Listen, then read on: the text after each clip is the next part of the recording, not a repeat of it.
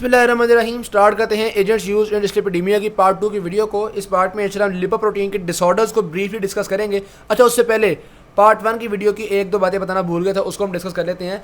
आपको याद है हमने डिस्कस किया था कि जो HDL होता है वो बड़ा गुड कोलेस्ट्रॉल है, क्योंकि वो कोलेस्ट्रॉल को आपके पेरिफेरल टिश्यू से ले के लिवर के पास लाता है। सही है, तो बड़ा अच्छा काम करता है। अब पेरिफेरल टिश्यू में से कोलेस्ट्रॉल निकालने के लिए जो प्रोटीन इस्तेमाल होती है उसका नाम है ABCA1। ठीक है, तो ABCA1 is involve in transport of cholesterol across the cell membrane. और फिर जब ये कोलेस्ट्रॉल HDL में आती है ना, तो ये कन्वर्ट होती है कोलेस्ट्रॉल एस्टर्स में, यानी कि उसकी एस्टेरिफिकेशन होती है।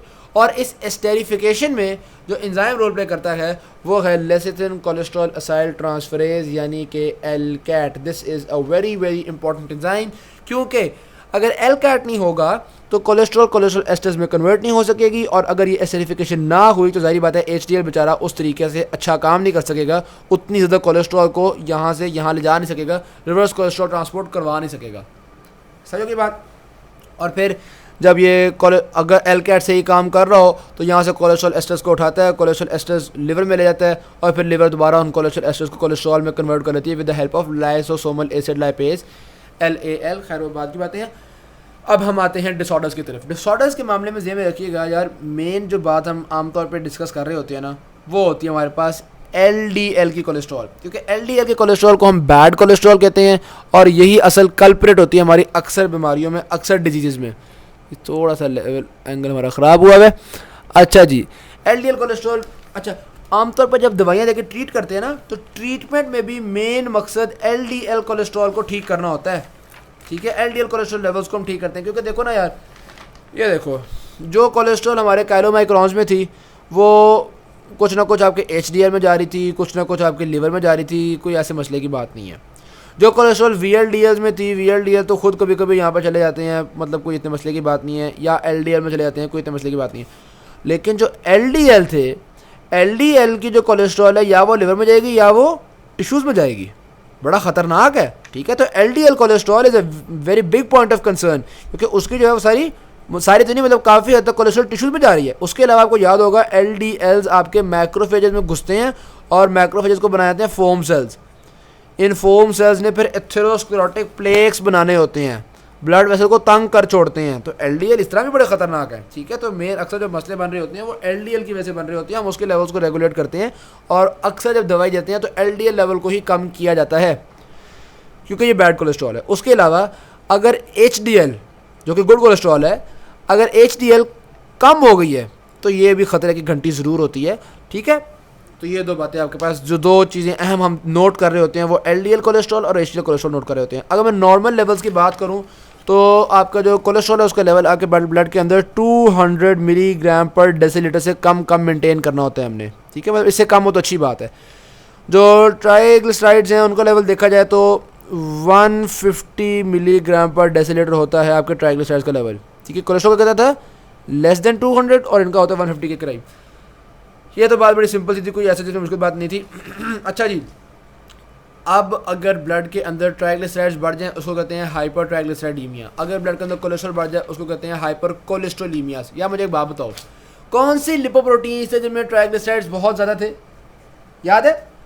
ये देखो, काइलोमाइक्रॉन्स में ट्राइग्लिसराइड्स बहुत ज़्यादा थे, VLDL में ट्राइग्लिसराइड्स बहुत ज़्यादा थे। तो अगर तो ब्लड के अंदर काइलोमाइक्रॉन्स ज़्यादा हो रहे हैं, VLDL ज़्यादा हो रहे हैं, तो हम कहते हैं इसको हाइपर ट्राइग्लिसराइडीमिया हो गया है, क्योंकि इसके ब्लड में ट्राइग्लिसराइड्स की तादाद बहुत ज़्यादा हो जाएगी। काइलोमाइक्रॉन्स तो वैसे ही 90% ट्राइग्लिसराइड्स के बने हुए होते हैं। ठीक है, और अगर किसी इंसान के अंदर LDL ज़्यादा हो रहे हैं तो जाहिर सी बात है उस इंसान में हम कहें ये हाइपर कोलेस्ट्रोलीमिया हो रहा है, क्योंकि भाई इसके अंदर LDL ज़्यादा हो रहे हैं, और LDL में कोलेस्ट्रॉल बहुत भरी हुई थी। यहाँ तक बात समझ में आ गई, कोई इसमें एज सच मुश्किल चीज़ नहीं थी। तो डिस्कस करना शुरू कर देते हैं वाली। अच्छा, ये तो हमने नॉर्मल लेवल्स डिस्कस कर लिए। अगर हाइपर ट्राइग्लिसराइडीमिया हुआ है और ये ट्राइग्लिसराइड लेवल बढ़ते जा रहे हैं 700 से ऊपर चले गए, अब भाई शदीद ट्रीटमेंट की ज़रूरत है। क्योंकि आपको याद है ना, ट्राइग्लिसराइड्स को कौन तोड़ता है? Lipoprotein lipase. अगर 700 से भी ऊपर चला जाए ट्राइग्लिसराइड्स का लेवल तो लिपोप्रोटीन लाइपेज कहते हैं भाई हमारी तौबा, इससे ज़्यादा हम मेटाबॉलिज्म नहीं कर सकते। तो अगर इससे ज़्यादा ट्राइग्लिसराइड्स हो रहे हैं तो फिर भाई बहुत ख़तरे की बात है, एक्यूट पैंक्रियाटाइटिस होने के चांसेस काफ़ी ज़्यादा हो गए हैं। ओके होगी बात, ये बात है तो उन्होंने यहाँ पे लिखी हुई थी। उसके अलावा मेटाबॉलिक सिंड्रोम बताया हुआ है, इंसुलिन रेजिस्टेंस की बात की हुई है उन्होंने, इंटरेस्टिंग बातें हैं। खैर अच्छा, इंसुलिन भी जो है ना, ये भी आपके लिपिड मेटाबॉलिज्म में बड़ा रोल प्ले कर रही होती है। आपको याद है मैंने बताया था एल्कोहलिक्स में लिपिड उस तरह से बॉडी से नहीं निकल पाते, इशू है। इसी तरह से ये जो आपके पास है सिगरेट स्मोकिंग, ये एचडीएल कोलेस्ट्रॉल को कम करती है। इसी तरह से इंसुलिन रेजिस्टेंस, ये भी बड़े मसले की बात है, क्योंकि आम तौर पे जो इंसुलिन होती है वो लिपिड मेटाबॉलिज्म में रोल प्ले करती है, अच्छा लिपिड मेटाबॉलिज्म करवाती है। अब अगर इंसुलिन रेजिस्टेंस हो गई है तो भाई ये खतरे की घंटी है, समझना पड़ेगा आपको इस बात को। वैसे इंसुलिन ट्राइग्लिसराइड्स के लेवल को कम करती है, बड़े अच्छे अच्छे काम करती है, सही है। ऑलराइट जी, अब आते हैं हम पहली डिजीज डिस्कस करते हैं, प्राइमरी काइलोमाइक्रोनीमिया। नाम से जाहिर है जी काइलोमाइक्रॉन्स ज़्यादा हो गए हैं, तो प्राइमरी काइलोमाइक्रोनीमिया। जब काइलोमाइक्रॉन ज़्यादा होंगे, काइलोमाइक्रॉन्स तो 90% ट्राइग्लिसराइड्स के बने हुए होते हैं, इसका मतलब है इसमें हाइपर ट्राइग्लिसराइडीमिया हो जाएगा। होता क्यों है, what is the cause of primary, basically सीधी सी बात है, या तो काइलोमाइक्रॉन्स को तोड़ने वाला जो था यानी कि LPL, उस LPL की हो गई है कोई जेनेटिक मसला हो गया, LPL सही नहीं है इसलिए मसला बन गया, या फिर ये जो ApoE था इसमें कोई मसला बन गया, या एक और मैंने आपको बताया था काइलोमाइक्रॉन्स का ApoC2, मैंने कहा था काफ़ी इंपॉर्टेंट है। तो ApoC2 अगर ख़राब हो, वो ना बन रहा हो, तो उस केस में प्राइमरी काइलोमाइक्रोनीमिया होता है, ठीक है। तो अगर तो काइलोमाइक्रॉन्स के पास उनके एपोप्रोटीन्स नहीं है तो सारी बात है वो लिपोप्रोटीन लाइपेज को एक्टिवेट नहीं कर सकेंगे, और अगर लिपोप्रोटीन लाइपेज सही नहीं है तो भी जाहिर सी बात है काइलोमाइक्रॉन्स टूट नहीं सकेंगे, और ऐसी सूरत हाल में हो जाता है प्राइमरी काइलोमाइक्रोनीमिया। अच्छा, अब उसके सिम्टम्स क्या होते हैं, उसमें क्या क्या कुछ होता है, ये पैथोलॉजी पढ़ने की जरूरत नहीं है, हमने मेन बातें देखनी है जो आगे हमारी फार्माकोलॉजी में रोल प्ले करेंगी, ठीक है। वहाँ पर जो हमारी हेल्प करें वो बातें हमने देखनी है। उसके अलावा एक चीज़ है मिक्स्ड लाइपीमिया। मिक्स्ड लाइपीमिया का मतलब होता है काइलोमाइक्रॉन्स भी ज़्यादा हुए हैं, VLDL भी ज़्यादा हुआ है। अब पता है VLDL का मसला क्या है, एक जो हार्मोन है ना ये ख़वातीन में मौजूद होता है एस्ट्रोजन, पता तो होगा ही आपको। ये जो एस्ट्रोजन है ना ये लिवर से VLDL के रिलीज़ को इंक्रीज़ करवाता है। अब जब मौका आया हुआ है प्रेगनेंसी या कोई ऐसा काम आया हुआ है, एस्ट्रोजन ज़्यादा हो रही है या कोई फीमेल बाहर से एस्ट्रोजन की टैबलेट्स खा रही है, तो ऐसी सूरत हाल में एस्ट्रोजन हुआ हुआ ज़्यादा, VLDL का रिलीज़ हुआ हुआ ज़्यादा, तो एक तो काइलोमाइक्रॉन ज़्यादा, ऊपर से VLDL भी ज़्यादा, दोनों बढ़ गए, इसको हम कहते हैं मिक्स्ड लाइपीमिया।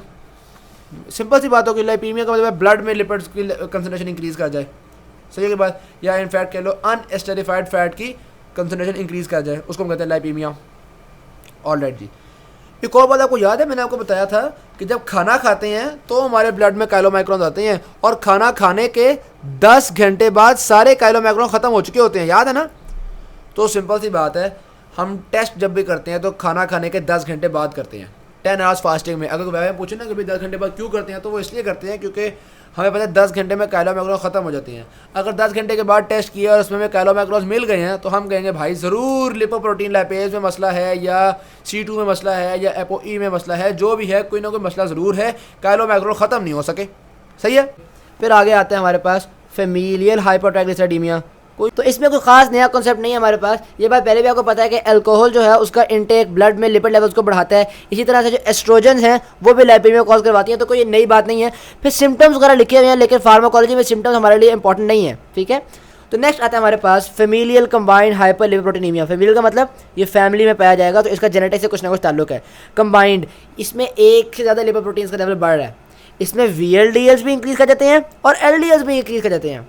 VLDL जिसमें ट्राइग्लिसराइड्स बहुत ज़्यादा थे, और LDL जिसमें कोलेस्ट्रॉल बहुत ज़्यादा थी, ठीक है। तो होता बेसिकली इसमें क्या है, कॉज क्या है, इसका मैकेनिज्म ऑफ एक्शन क्या है, यहाँ पे VLDL की सिक्रीशन इंक्रीज़ कर जाएगी। जब VLDL की सिक्रीशन बहुत ज़्यादा होना शुरू हो जाएगी तो आपको पता है एक तो VLDL का लेवल बढ़ जाएगा, और दूसरा इसी VLDL से आगे जाकर LDL ने बनना होता है, तो नेचुरल सी बात है कि LDL का लेवल भी इसमें इंक्रीज़ कर जाएगा। VLDL और LDL दोनों में क्या चीज़ कॉमन होती है, एपोप्रोटीन B100, ठीक है। तो हम कहते हैं कि ब्लड के अंदर यकीनी तौर पे ApoB100 के रेज लेवल्स देखने को मिलते हैं फेमिलियल कंबाइंड हाइपर लिपोप्रोटीनीमिया में। पहले क्या इशू आया था, काइलोमाइक्रॉन्स टूट नहीं पा रहे थे, तो हमने कहा था काइलोमाइक्रोनीमिया हो गया था। अब क्या इशू आया आपके पास, VLDL की सिक्रीशन बढ़ गई है, इसलिए कंबाइंड हाइपर लिपोप्रोटीनीमिया हो गया, सही। नेक्स्ट आता है हमारे पास फेमिलियल डिस बीटा लिपोप्रोटीनीमिया।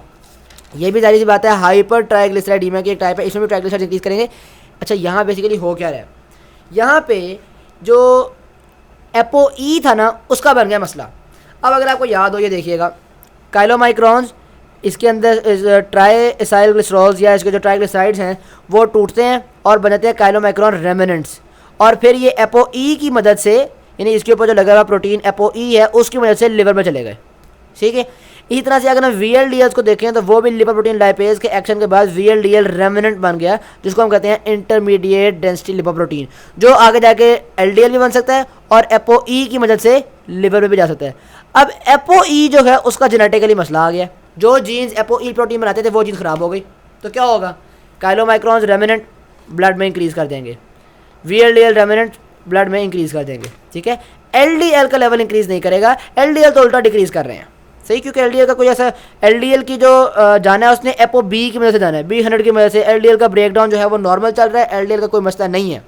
सही की बात, तो यहाँ पे वो कह रहे हैं कि levels of LDL are decreased, VLDL accumulate हो रहा है, काइलोमाइक्रोन एक्यूमुलेट हो रहे हैं, और जब ये दोनों एक्यूमुलेट होंगे जाहिर सी बात है ट्राइग्लिसराइड्स तो इंक्रीज़ कर ही रहे हैं। सही, अच्छा यहाँ पे ट्राइग्लिसराइड्स भी इंक्रीज़ कर रहे हैं, साथ साथ कोलेस्ट्रॉल भी इंक्रीज़ कर रही है। क्यों भाई, क्योंकि ये जो काइलोमाइक्रोन रेमिनेंट है इनमें कोलेस्ट्रॉल नहीं है, बिल्कुल है।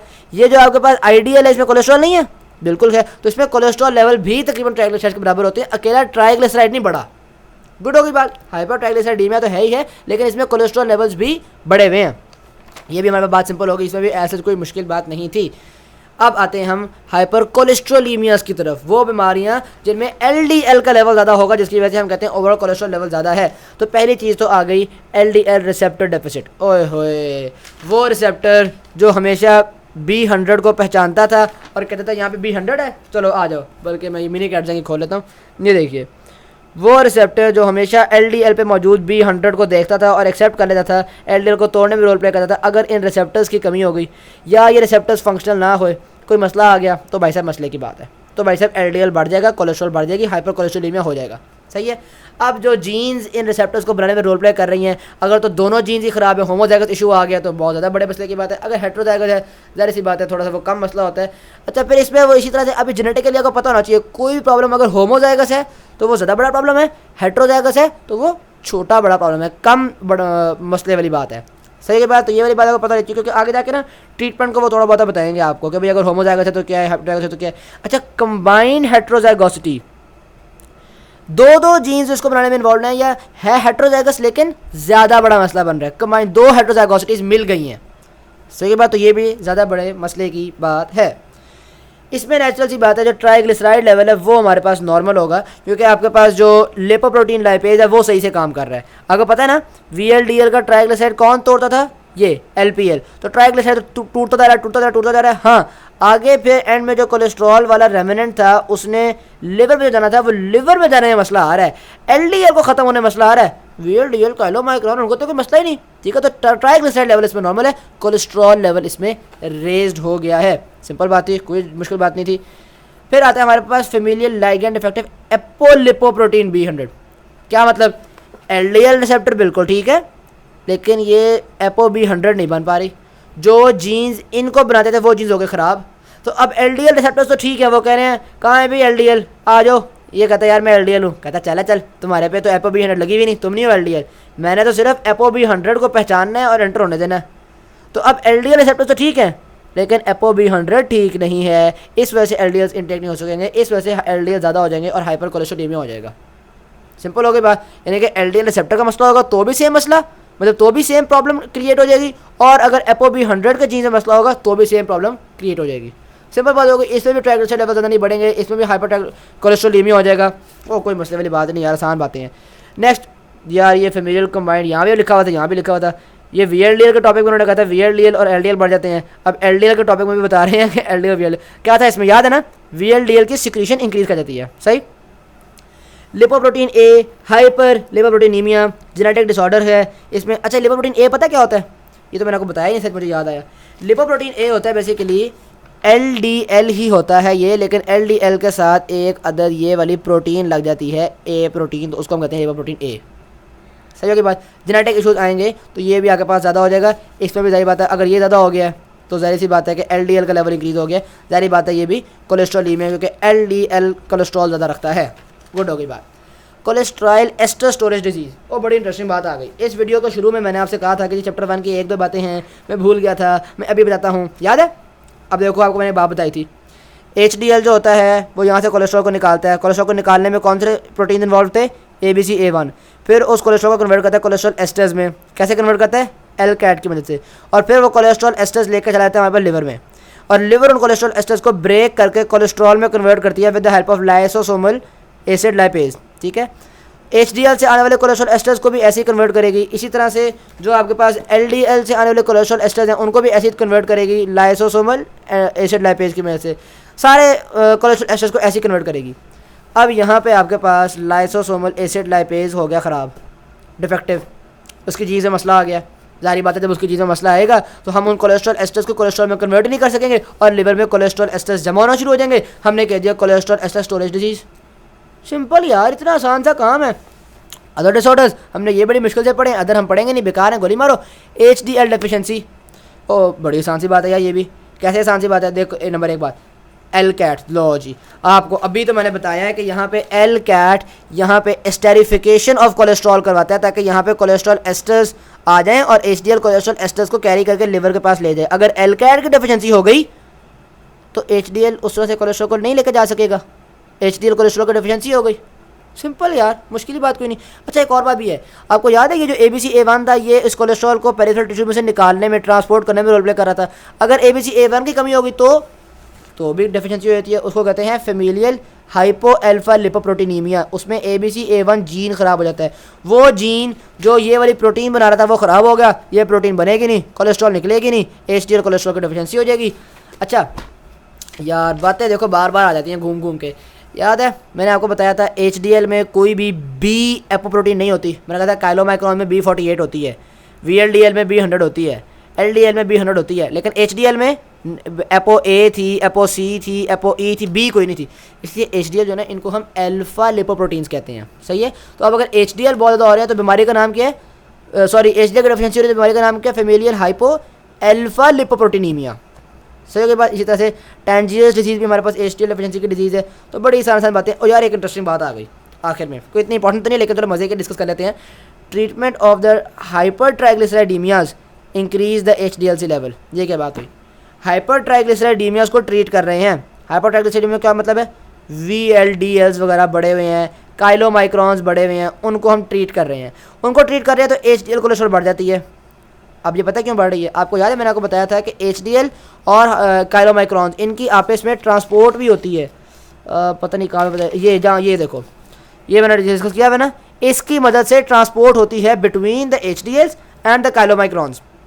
किसी की ट्रांसपोर्ट, इनफैक्ट एक्सचेंज होता है हमारे पास ट्राइग्लिसराइड्स का और कोलेस्ट्रॉल का। तो अब अगर आपने VLDLs को ट्रीट करना है, हाइपर ट्राइग्लिसराइडीमिया को ट्रीट करना है, तो आप VLDLs तोड़ना शुरू हो जाओगे, बहुत ज़्यादा VLDL तोड़ोगे, बहुत ज़्यादा काइलोमाइक्रॉन्स तोड़ोगे। जब आप काइलोमाइक्रॉन्स तोड़ोगे तो उनकी कोलेस्ट्रॉल निकल के आपके HDL के पास आना शुरू हो जाएगी। तो ये जो मोहतरम HDL हैं इनका कोलेस्ट्रॉल कंटेंट बढ़ जाएगा और हम कहते हैं HDL कोलेस्ट्रॉल हैज़ इंक्रीज्ड।